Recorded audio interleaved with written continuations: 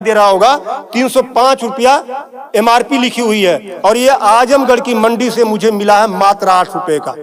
कितना percent commission आप खा रहे हो? ये ऐसा क्यों है? इस पे भी चर्चा होती है। ये देखिए आईबी सेट है जिसके माध्यम से ग्लूकोज ब्लड वगैरह चढ़ता है शरीर में, इसे कहते हैं आईबी सेट। इस पे जो एमआरपी लिखी हुई है वो 198 और यहाँ आप देख सकते हैं 198 रुपए की ये आईबी सेट मुझे पड़ी है मात्र 12 रुपए की।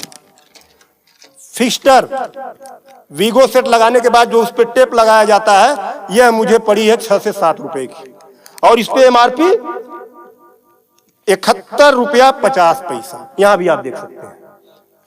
मैं इसलिए आपके बीच आया हूं। इसी प्रकार से बहुत सारे हजारों 2-3 हजार दवाएं ऐसी हैं जो 100 रुपए की दवा है 3000 की बिकती है।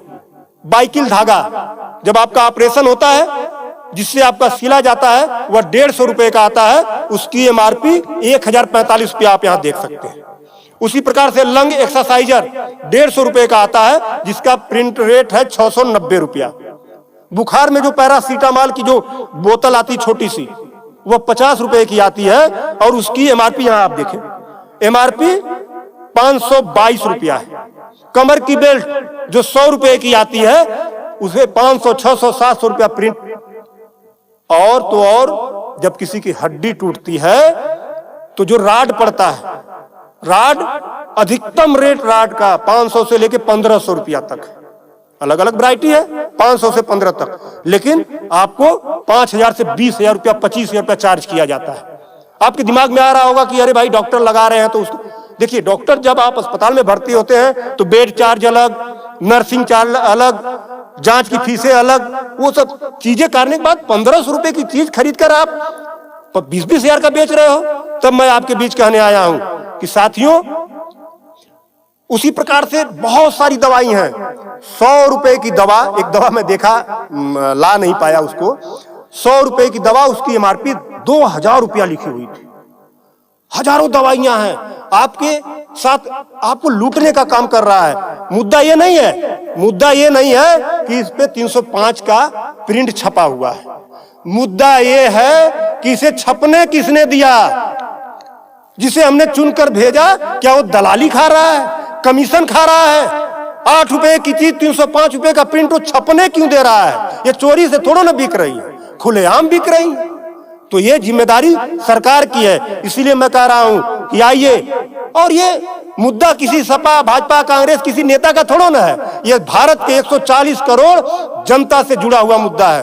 आपको आगे आना होगा और आगे आने के लिए आपको इस वीडियो को अधिक से अधिक शेयर करवाना होगा, अधिक से अधिक लोगों को बताना होगा। इसलिए नहीं कि मेरा ये प्रचार हो जाएगा, ऐसा कुछ नहीं है।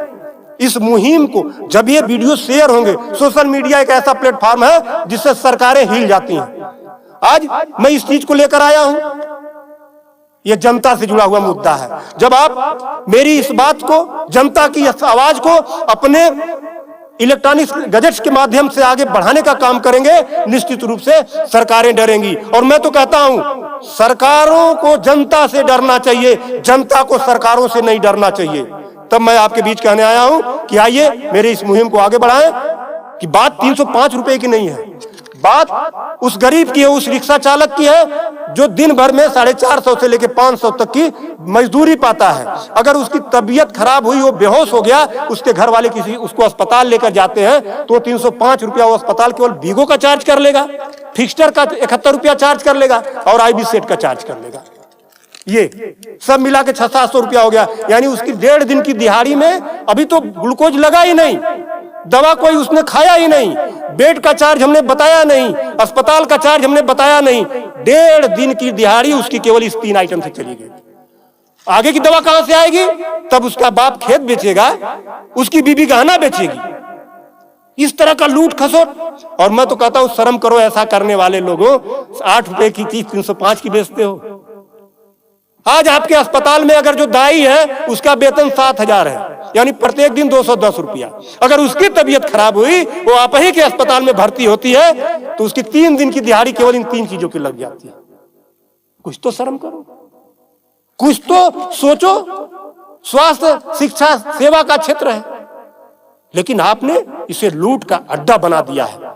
सरकारों के मिली भगत से ऐसा हो रहा है। तो मेरा निवेदन है आप लोगों से कि इस वीडियो को अधिक से अधिक शेयर करें ताकि